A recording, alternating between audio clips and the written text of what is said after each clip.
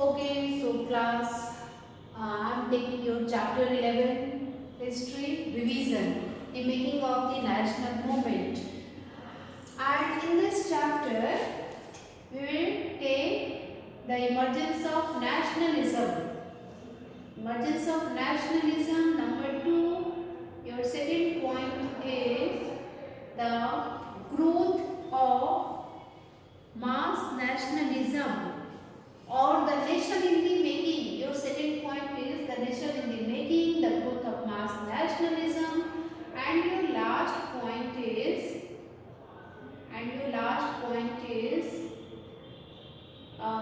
the march to डांडी, और ये कह सकते हो advent of Mahatma Gandhi, Rowlatt Satyagraha, people initiative, formation of Muslim league towards independence and partition. तो इमरजेंस ऑफ नेशनलिज्म में हमने सबसे पहले क्या देखा था? इमरजेंस ऑफ नेशनलिज्म, पहले तो आपको ये नेशनलिज्म का कॉन्सेप्ट क्लियर होना चाहिए कि नेशनलिज्म होता क्या है। तो a feeling of pride to one's country, किसी देश के लिए प्राइड का फीलिंग होना, है ना, गर्व का फील होना, दिस इज नेशनलिज्म। तो यहाँ पे हमारे देश में ये नेशनल मूवमेंट जो बन रहा है, कब से? 1870 से 1947 तक जो नेशनल मूवमेंट बन रहा है बेटा, उन सबकी सीक्वेंस स्टोरी क्या क्या थी, कौन कौन से एक्सीडेंट थे, कौन कौन से इवेंट्स थे जिसकी वजह से देश में नेशनलिज्म की फीलिंग लोगों में बहुत तेजी से बढ़ रही थी। ठीक है, तो आपको पता ही है कि 1857 के रिवोल्ट के बाद, है ना, आपने ये वाला जो देखा है revolt of 1857 and it's aftermath, इसका इम्पैक्ट क्या था? तो जो कुछ भी 1857 का रिवोल्ट आया था, तो उसके बाद जो हमारे इंडियंस थे उन्होंने एकदम डिसाइड कर लिया था, वो एकदम डिटरमिन्ड थे कि अब ब्रिटिश गवर्नमेंट को अप्रूव कर देना है, इनको जड़ से खत्म कर देना है। समझ गए ना?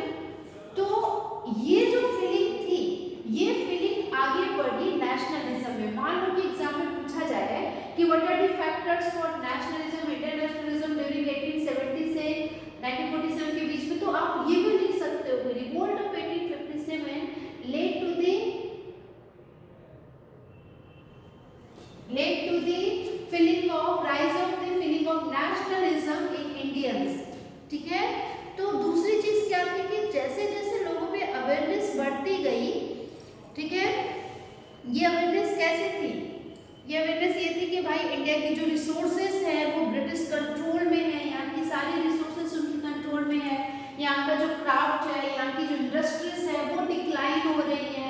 ठीक है, फिर यहाँ पर जो इन लोग जो सोशल और रिलीजियस रिफॉर्म यहाँ पे किए जा रहे हैं, यहाँ की वुमेन्स कंडीशन जो है वो बहुत ज़्यादा खराब होती जा रही है। मतलब ये समझ लो कि इन लोग जो नए नए न्यू लॉज और जो एडमिनिस्ट्रेटिव इंस्टीट्यूशन जो यहाँ पे नए नए लेके आ रहे हैं, और हमारे जो यहाँ के जो लोकल नवाब थे, जो राजा थे, जो किंग्स थे, उनकी किंगडम्स को ये लोग टेक ओवर कर रहे हैं, अपनी टेरिटरीज को एक्सपेंड कर रहे हैं, जो यहाँ पे पीजेंट्स और जो ट्राइबल्स है उनकी लाइफ में बहुत ज़्यादा चेंजेस आ रहे हैं, वो भी अनफेवरेबल चेंजेस हैं। तो इन सब की वजह से जो लोग थे, इंडियंस थे, वो क्या थे? डिसकंटेंटेड थे ब्रिटिश रूल से, और इसीलिए वो क्या, उनके अंदर अब जो है इमरजेंस हो रही है नेशनलिज्म की। समझ गए ना? तो नेशनलिज्म फिर क्या था कि अब धीरे धीरे क्या हो रहा है, कुछ पॉलिटिकल एसोसिएशंस बन रहे हैं, पॉलिटिकल ग्रुप्स बन रहे हैं, एसोसिएशंस बन रहे हैं। कब? आफ्टर 1850। वो कौन कौन से थे?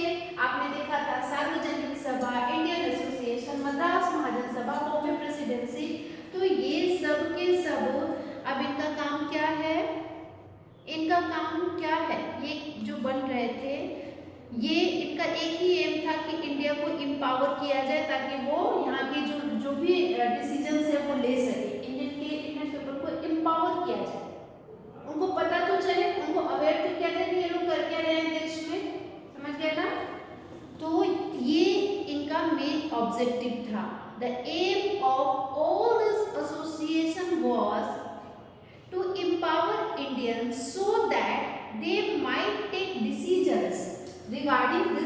अफेयर्स। हो गया ना क्लियर, समझ में आ रहा है ना। चलो नेशनलिज्म भी हमारे अंदर नेशनलिज्म भी आ गया। अब एक क्वेश्चन है, अब एक लाइन है, the nation in the making. अब जो देश है वो बनना शुरू होता है।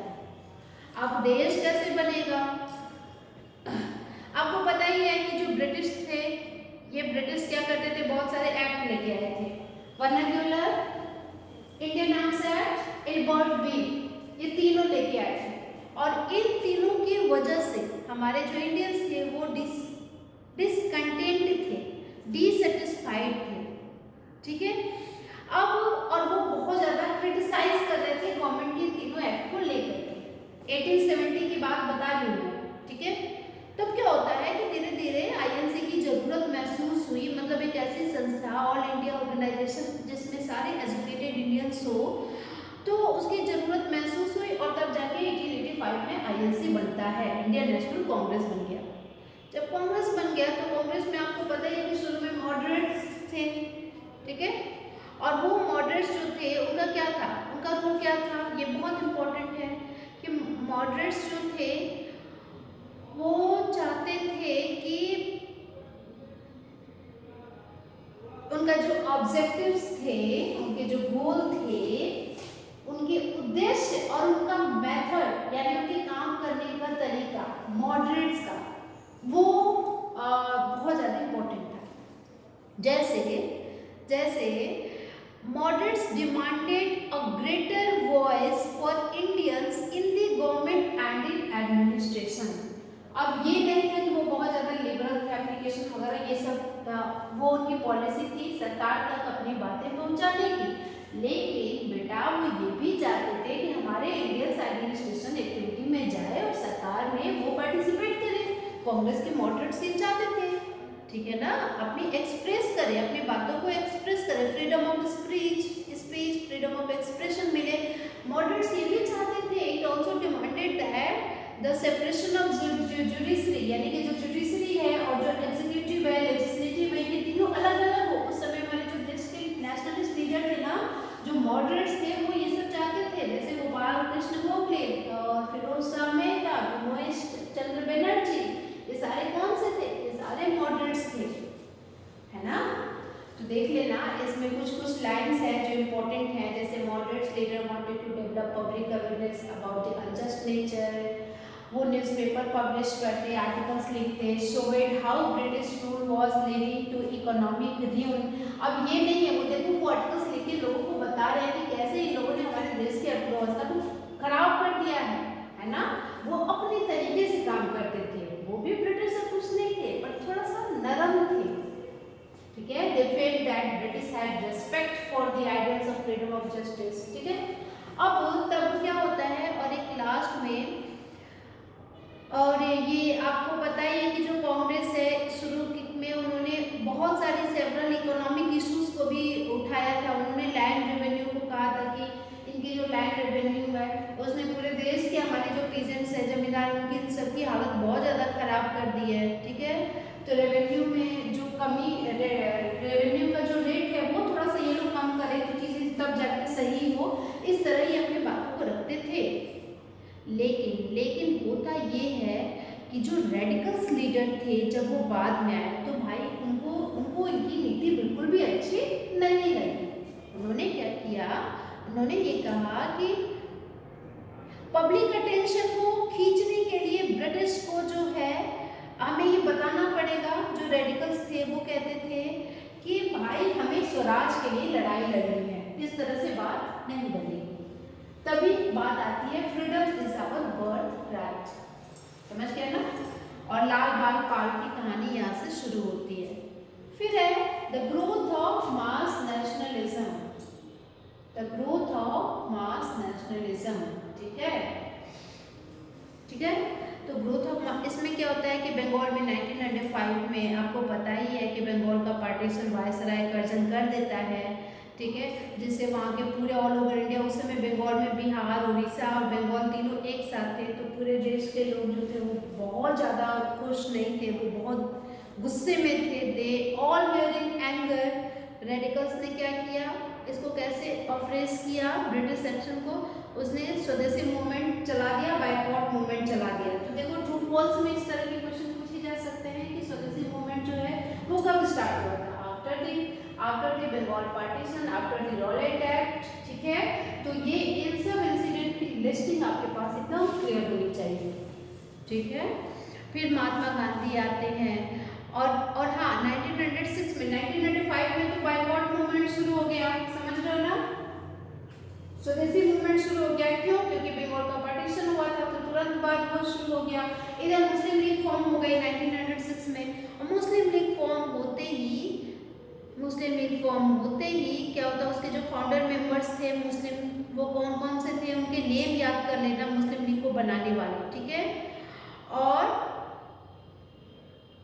और यही मुस्लिम लीग ने बंगाल का जो पार्टीशन हुआ था उसमें इन्होंने सपोर्ट किया था, और उन्होंने मुस्लिमों के लिए अलग से सेपरेट इलेक्टोरेट्स की भी डिमांड की थी कि मुस्लिमों का चुनाव अलग से हो, समझ गए ना। और फिर 1916 में कांग्रेस और लीग जब दोनों एक साथ मिल जाती हैं, पहले तो इन लोगों में 1997 में तो फिर कांग्रेस और लीग एक दूसरे से सेपरेट हो जाते हैं। 1916 में लखनऊ में जाके इन लोगों के बीच में एक एग्रीमेंट होता है, दोनों वापस से मिल जाते हैं, ठीक है। फिर गांधी जी आते हैं तो उन्होंने पूरे देश को वहाँ से टूर किया, यानी पूरे देश की यात्रा की, चंपारण, खेड़ा, अहमदाबाद गए, वहाँ पर उनको बहुत सफलता मिली। फिर गांधी जी ने रॉलेट सत्याग्रह चला दिया 1919 में। क्यों चलाया था? क्योंकि रॉलेट एक्ट आया था। रॉलेट एक्ट क्या था वो जानते ही हो, क्या था Rowlatt act? British could arrest anyone without the trial. Without any trial, British could arrest anyone. If the government has doubt कि ये लोग ऑर्गेनाइज कर रहे हैं, कोई ग्रुप कर रहे हैं, एक साथ बैठ के गवर्नमेंट पॉलिसीज को क्रिटिसाइज कर रहे हैं, नहीं आ रहा है, ठीक है। तो ये सारी चीजें जो है तभी रॉलेट एक्ट, तभी इन लोगों ने रॉलेट एक्ट शुरू किया था। फिर आपको पता ही है कि इसका सबसे बुरा एग्जाम्पल क्या था रॉलेट एक्ट का? रॉलेट सत्याग्रह, जालियांवाला बाग हत्याकांड। और फिर जालियांवाला बाग 1919 अप्रैल वाला जो कहानी है वो तो था ही, क्लास प्रेजेंट हो